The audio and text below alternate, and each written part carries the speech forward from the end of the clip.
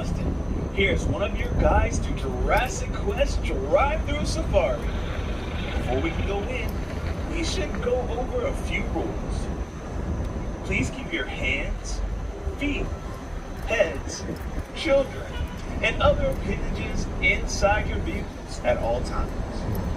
We know that there's a lot of incredible sights to take in.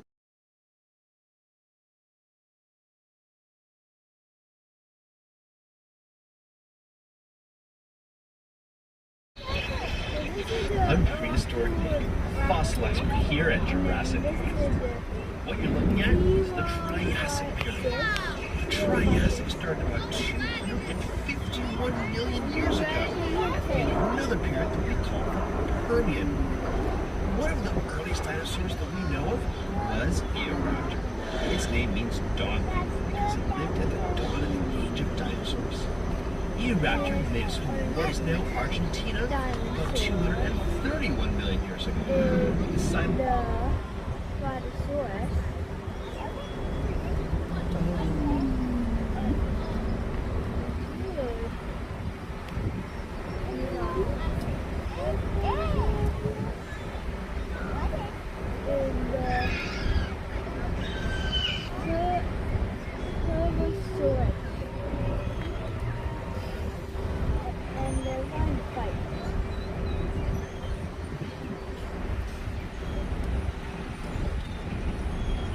That is a kind of skinny dinosaur named Coelophysis. Its name means hollow. Because they had hollow sacks of air in their places of cartilage. Coelophysis is the oldest known dinosaur from North. And here's a large predator known as Rarosaurus. Rarosaurus is the name of one of the largest predatory dinosaurs that lived in the Triassic period. It lived in what is now Argentina about 231 million years ago. Hey there! This is Sarah. The Triassic period was the age of dinosaurs, but it too had just over 200 million years ago, the Earth encountered another mass extinction. Believed to be caused by an increased period of volcanic activity, it caused the extinction of 70% of life. This wiped out a lot of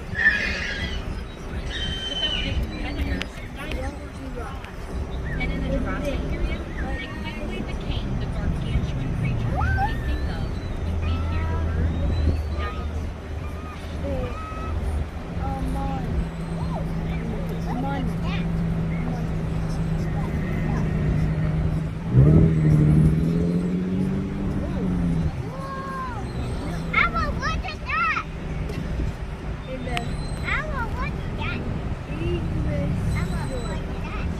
That's ammonite, right there.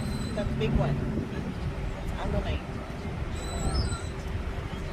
These are ichthyosaur. They look like fishes. Wait, what is that? Crocodile and half. How about this one? Plesiosaurus. Plesiosaurus. Very long and very skinny. What is this one? Leopleurodon. Leopleurodon. Leopleurodon. Leopleurodon. And this dinosaur has very short trunk.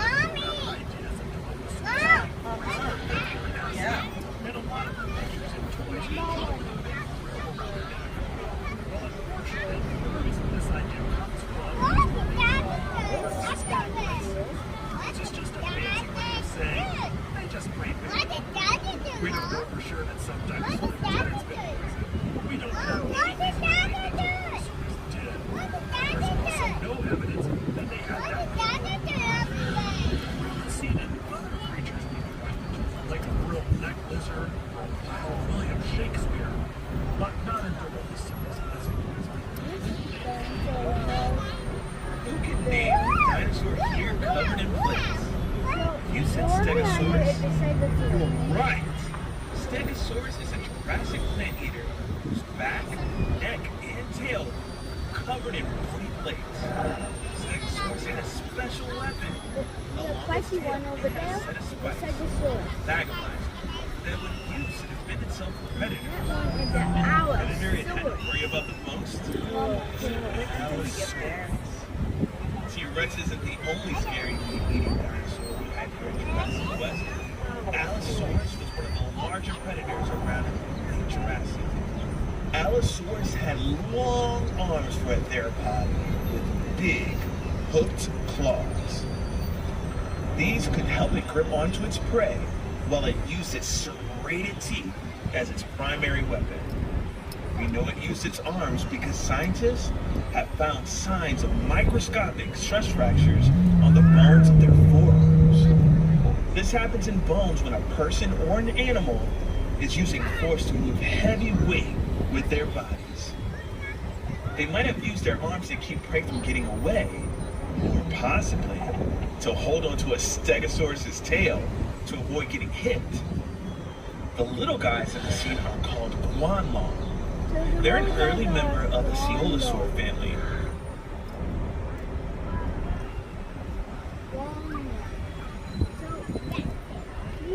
That lived in what is now China.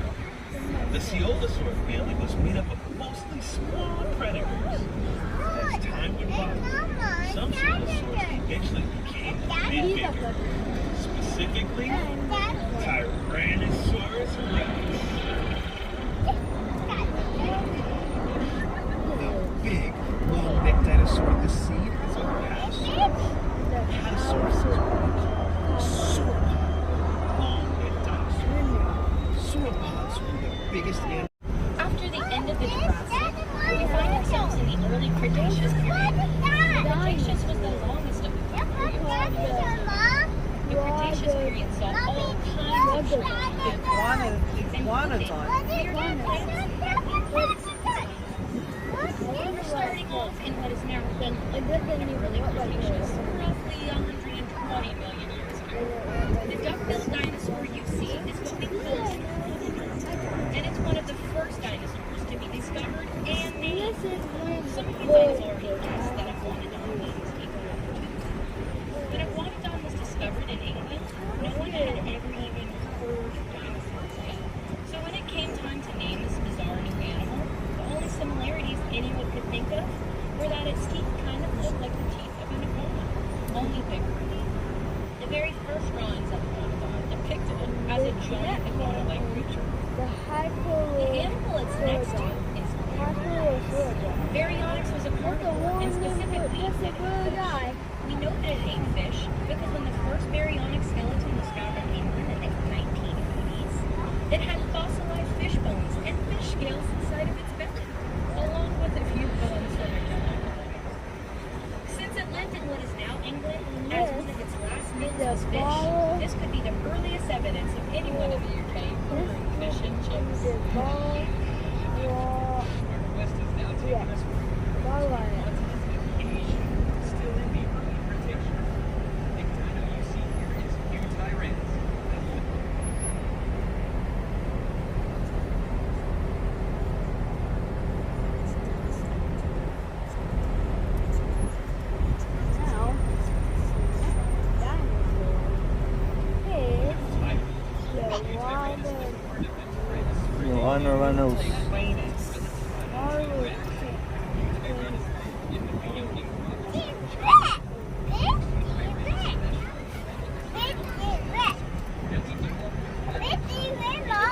That T-Rex, I know that was different. 20 million years ago, volcanic eruption linked much of the Ionic province with There's some little guys over here. likely after the decay thousands of years ago. I guess there are, yeah, those are Devastating snap eaters. A lot of them are. in some cases including Hi, it's Park Ranger Marty again, and welcome to the early Cretaceous, North America. Furry guy is Utah Raptor. Now let's see, can anyone anyone guess where Utah raptor was discovered? Utah. That's right, Cincinnati. What? Just kidding, folks. Utah raptor was found in Utah. Utah raptor is the largest known member of the raptor family. Now behind him is a predator named Ciats. Ciats was a massive predator that lived at the end of the early Cretaceous. Very little is known about Ciats due to how recent the discovery is. But it is thought to be a member of the Allosauridae group that lived into the early Cretaceous. Ciats lived in North America at about the same time as some members of the Tyrannosaur family. Those Tyrannosaurs didn't get any larger than about the size of a Great Dane because the alpha predator role had already been filled by Ciats. It wasn't until Ciats went extinct that larger Tyrannosaurs like Tyrannosaurus rex took the stage. Cretaceous period. The dinosaur standing here is one that I bet a lot of you know.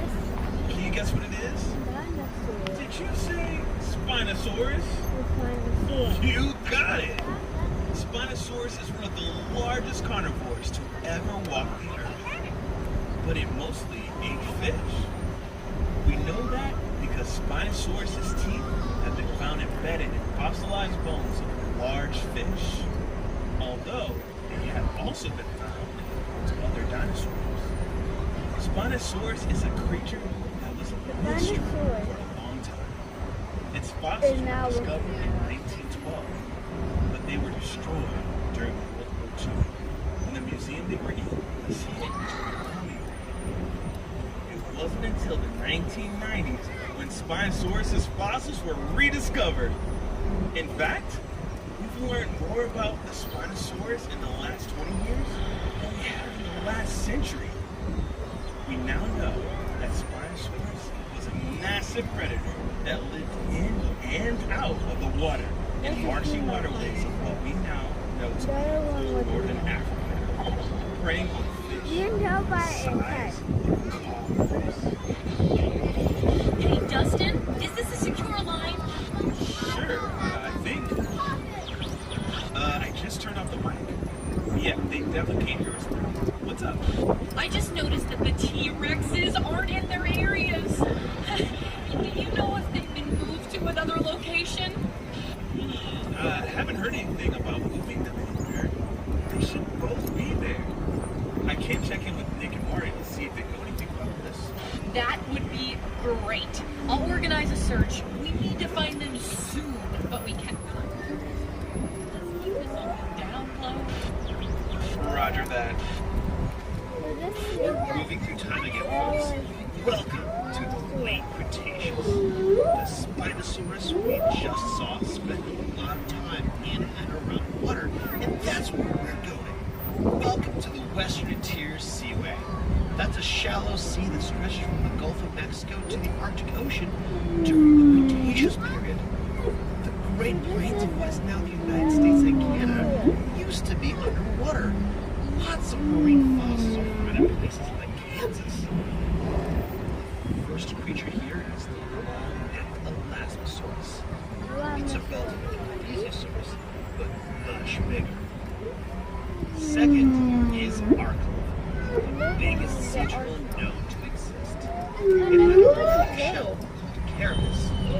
Just like sea turtles today, it probably laid eggs on land. The huge, fearsome creature is Tylosaurus. A relative of Mosasaurus, its name means the knob lizard because of a bony protrusion on its snout that might have been used to ram into its prey. Tylosaurus is a member of the Squamata family. That's the group of reptiles that includes lizards and snakes. They had 4 tongues for tasting sense of the water. They even had teeth that their mouths holding onto prey water. And that scary fish that you see that looks like a cross between a piranha and a tuna is Xiphactinus. Xiphactinus was a voracious predator that lived in the oceans all over the world. It was life to 20 feet. If you have any other questions about these creatures or anything else you see on the tour, feel free. Didn't happen to turn off the invisible fence, did you? Don't be silly, Dustin. How else was I supposed to get in there? Marty, the fence only shocks dinosaurs that are chipped. You don't need to turn it off to walk in. Oh. Well, guess I learn new things every day. This is serious, Marty. I need to call the security team right now to get those T-Rexes back before the tour gets to them. Or they get to the tour. I'm sorry, Dustin. I didn't mean to cause any trouble. You never will. Tricera, stop the audio tour until you reach the next scene. Welcome back to Asia in the late Cretaceous period. Here we have 3 kinds of dinosaurs from Mongolia, starting with Velociraptor. Despite what you may have seen in movies, Velociraptor is not 6 feet tall, but actually about 3 feet tall, 6 feet long, and about 20 to 30. Still locked in combat. The Chronoceratops broke the Velociraptor's arm with its powerful beak, moments before they were both buried in sand. The other dinosaur in the scene, Oviraptor, has an unfortunate name, meaning egg. When this dinosaur was discovered, it was found over a nest of eggs thought to belong to Chronoceratops. After later research, scientists realized it was sitting on a nest of its own eggs. But the name stuck and is still debated if Oviraptor actually ate eggs. Here at Jurassic Quest, ours take theirs sunny side up every morning for breakfast. Yet another dinosaur from Mongolia is the large Therizinosaurus you see here, with the long claws. The claws on its hands could grow up to 3 feet long, making them the longest claws in the animal kingdom. Most of what we know about Therizinosaurus comes from animals closely related to it.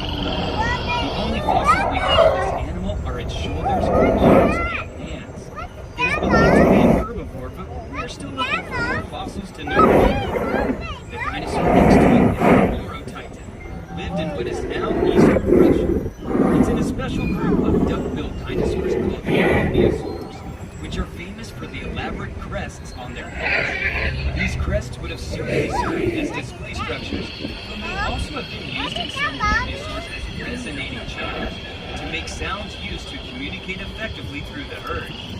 Speaking of communication, I've been directed to ask you all to keep an eye out for any free-roaming dinosaurs that may or may not be wandering around the park. Hi, Park Ranger Marty here. Hope you're not mad at me about accidentally releasing the T-Rexes. Anyway, in this scene you see Shianchusaurus.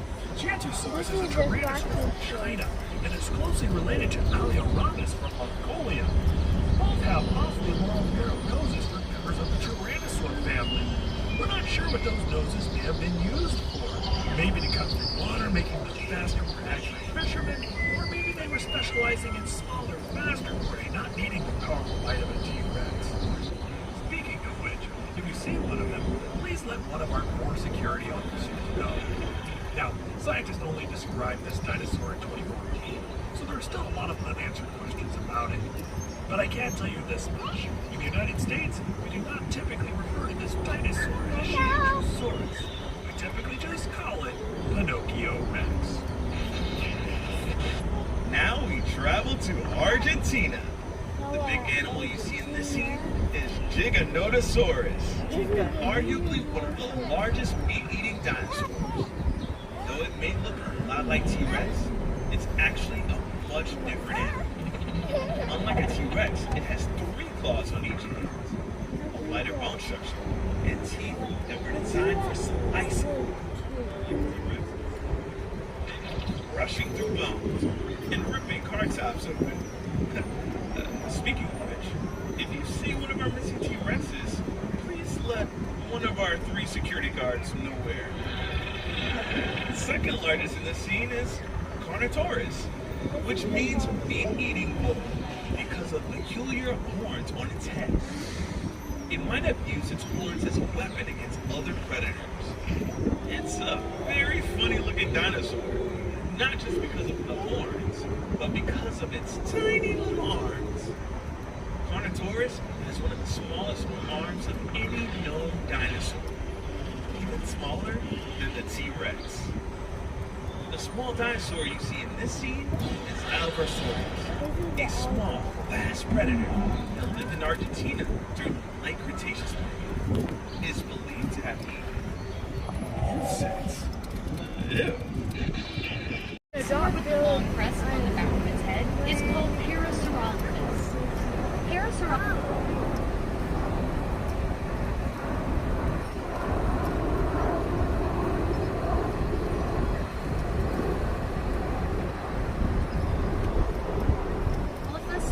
hadrosaur, a family of dinosaurs sometimes called duck-billed dinosaurs because of the shape of their snouts. Other hadrosaurs include Iguanodon, Tyrannosaurus, Aloratitan, and Edmontosaurus, among many others. Parasaurolophus is a cool dinosaur because it's one of the few dinosaurs where we know what they might have sounded like.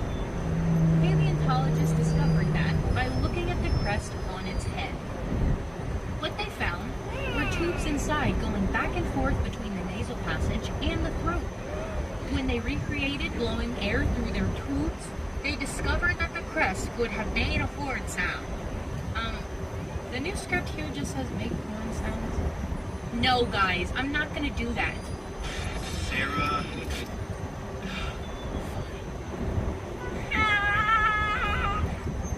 By the way, hadrosaurs are prey animals.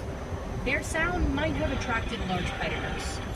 If our missing T-Rexes hear that sound coming from one of your cars, they might be following the tour back in the direction of their cage. So perhaps we should move on to the next stop. Yeah. Quetzalcoatlus is the largest flying animal to ever take to the sky. It lived in what's now Texas because everything is big in Texas. It's named after the Quetzalcoatl, the Aztec feather serpent.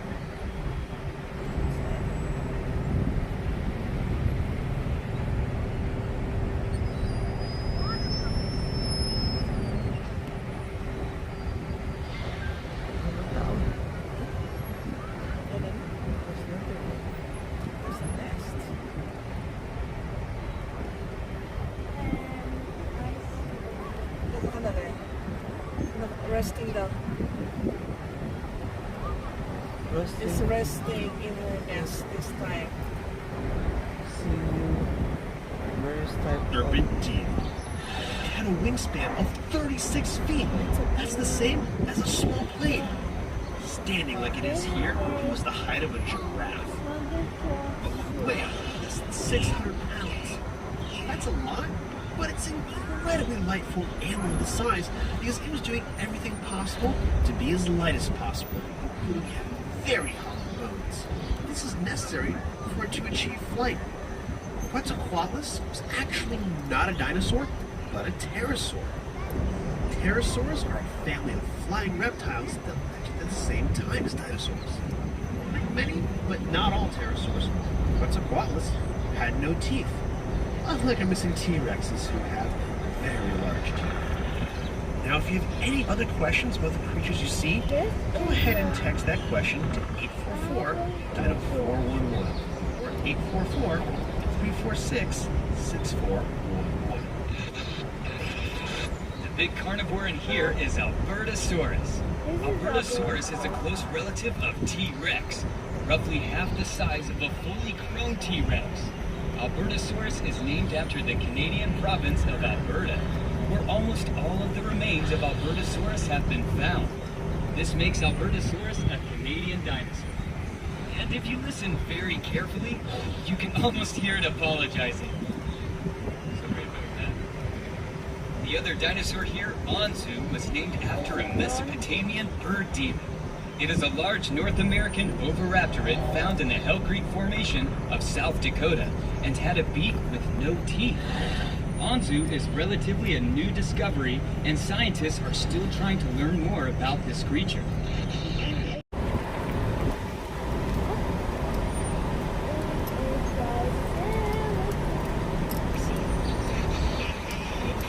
In this scene, we have a group of dinosaurs called ceratopsians, or horn-faced dinosaurs. The ones in this scene include Titanoceratops, Cosmoceratops, Styracosaurus, and Triceratops. Now, there are two families of ceratopsians, Chasmosaurians and Citrosaurians. Now, Chasmosaurians have two prominent eye horns above their eyes and a very large frill. Citrosaurians do not technically have prominent eye horns and tend to have small frills, but sometimes they have some rather ornate horns coming out of those frills. Now, if you'd like to learn more about ceratopsians or any dinosaur, you can text your questions to me at 844-DINO-411. That's 844-346-6411, and I'll be happy to help. This armored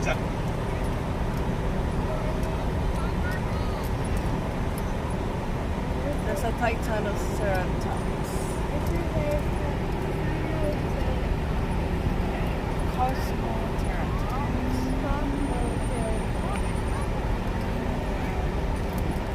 Brachioceratops. Oh, so cute.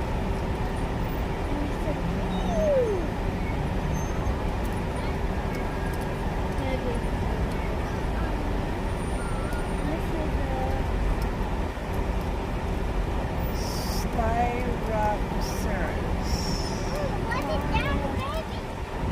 Styracosaurus.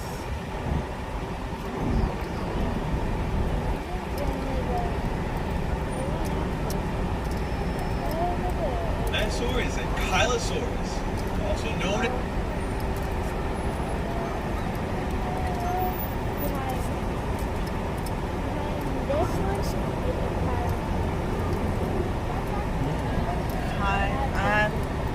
Ankylosaurus.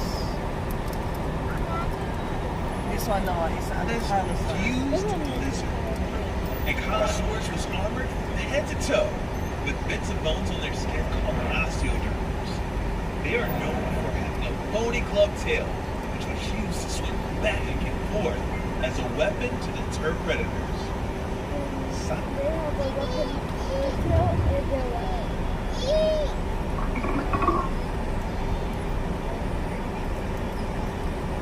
Did you see the tail? No, it's awesome. Look at the tail.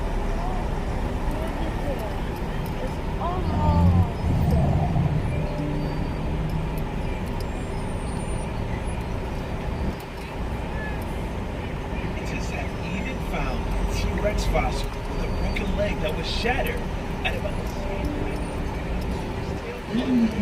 This suggests that Ankylosaurus could fight off a T-Rex and possibly even win. The animal here is a Pachycephalosaurus, meaning thick-headed lizard, named after its thick, domed skull. It is often depicted as being used to headbutt each other for dominance, but some scientists think it is more likely used for display, and that the large dome didn't grow until much later in life, which has implications for the next dinosaur in this scene, Draco Rex.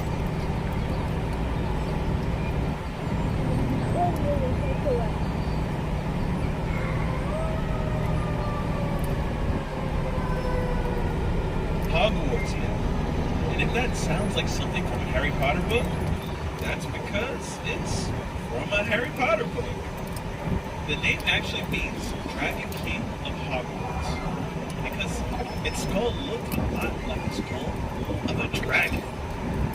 There's some who think that as this dinosaur aged, the shape of its skull changed, and that what we're really seeing here is a juvenile Pachycephalosaurus. But we won't know for sure until more fossils are found. I've got great news, everyone. Our brand new head of security, Lisa, has managed to locate one of the T-Rexes and lure it back to his area.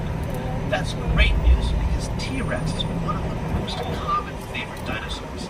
So that means we can actually talk about the T-Rex and the Tyrannosaurus we can while we have one of them look at. The Tyrannosaurus Rex have the most powerful bite of any land animal, between 8,000 and 12,000 pounds. T-Rex. The last T-Rex is in with the Triceratops' pen, and he's eating the Triceratops. Oh, folks, this is terrible.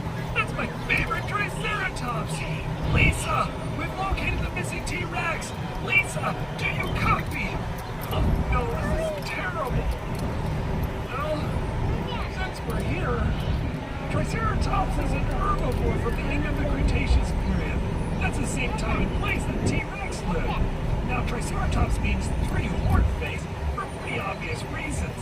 Scientists used to think that Triceratops used the frill on the back of its head to defend its neck from T-Rex. That seems like it would make a lot of sense, but there's actually evidence that when T-Rex did eat Triceratops, he would sometimes bite down on that frill and pull the Triceratops' head right off. And it was less of a shield and more of a pull tab. But my favorite dinosaur with a bigger bite or something scarier with an even bigger bite. Megalodon! Megalodon is the largest shark to ever swim the seas. It is believed to reach up to 60 feet in length and had rows of hundreds of teeth. These teeth would sometimes fall out and be replaced with new teeth, similar to sharks today. Megalodon teeth have been found on every continent, including Antarctica. For centuries, these teeth were thought to be the petrified tongues of dragons and sea serpents. But they actually were no less scary. The good news is, definitely extinct, despite what some TV shows and movies would have you think. While the ocean can be treacherous,